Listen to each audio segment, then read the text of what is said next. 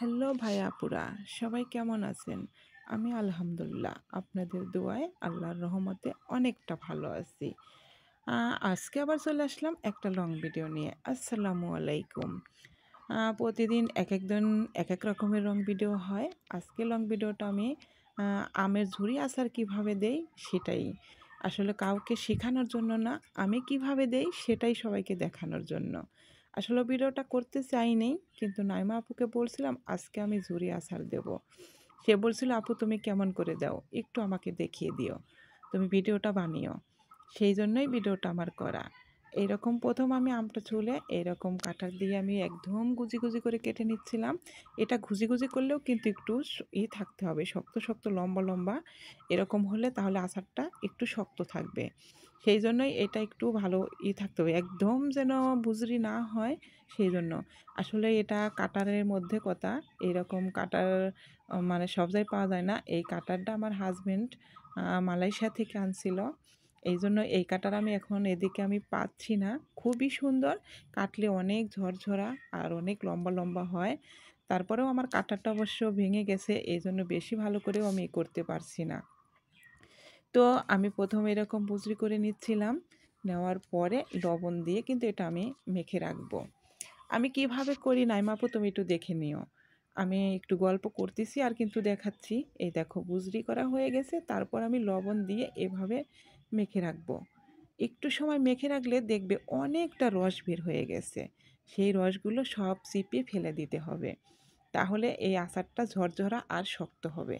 এরকম করে ছেনে একটু কয়েক মিনিট ৫-১০ মিনিট রাখতে হবে। তারপরে আমি কি করব জানেন? এটা আমি একটা দিয়ে মানে ন্যাকড়া দিয়ে আমি সুন্দর করে চিপে নেব। প্রথম হাত দিয়ে দেখলাম যে কেমন হয়। তো আসলে ২ জন মিলে করতেছিলাম। আমি আর আমার বান্ধবী স্বপ্না ছিল আমার সঙ্গে। আসলে ওই একা, একা আমার ভাল লাগতেছিল না। স্বপ্নাকে ডাকছিলাম, "আয় একটু আমগুলো ছুলে কেটে দিবি।" সেইজন্যই স্বপ্না এসে কেটে দিচ্ছিল। আসলে আমি অনেক কাজ যখন একা, একা ভাল লাগে না, করতে পারি না, তখন আমি স্বপ্নার সঙ্গে এরকম করে করি। তারপরে আবার দেখলাম ওরকম ভালো হচ্ছে না, রস থেকে যাচ্ছে হাত দিয়ে চিপুন দিলেও। সেই জন্য একটা মশারির তেনা দিয়ে এরকম করে চিপে নিচ্ছিলাম। এরকম করে চিপে একদম রস ফেলে দিলে তাহলে কিন্তু ভালো হয়। এরকম করে চিপার পরে তারপর আমি একটু এই যে চিনি, এটা কিন্তু ঝাল দিতে হবে না, শুধু মিষ্টির হবে। চিনি একটু বেশি লাগবে, একটু চিনি বেশি করে দিলে ভালো লাগে। এরকম করে চিনি দিয়ে অনেকক্ষণ একটু মাখিয়ে রাখতে হবে। তাহলে এই মিষ্টির রসগুলো আবার বের হয়ে যাবে। একটুখানি পরিমাণ মতো একটু লবণও দিতে হবে। এভাবে লবণ দিয়ে চিনি দিয়ে একটু মেখে রেখে রাখতে হবে। তারপরেই তো তেলের পার একটু মশলা ছেঁচে দিয়েছি, লবঙ্গ দিয়েছি, লবঙ্গ দিইনি, দারচিনি দিয়েছি আর তেজপাতা দিয়েছি। আর এই যে আমি মেখে রেখেছিলাম, এটা কিন্তু এই দেখেন চিনিতে অনেক রস বের হয়ে গেছে।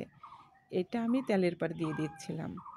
তেলের পার দেওয়ার পর অনেকক্ষণ নাড়তে হবে। যখন দেখা যাবে যে লাড়তে, লাড়তে একদম আটা, আটা হয়ে আসতেছে, চিনিটা যেরকম গললে একটু আটা, আটা হয়ে যায় না?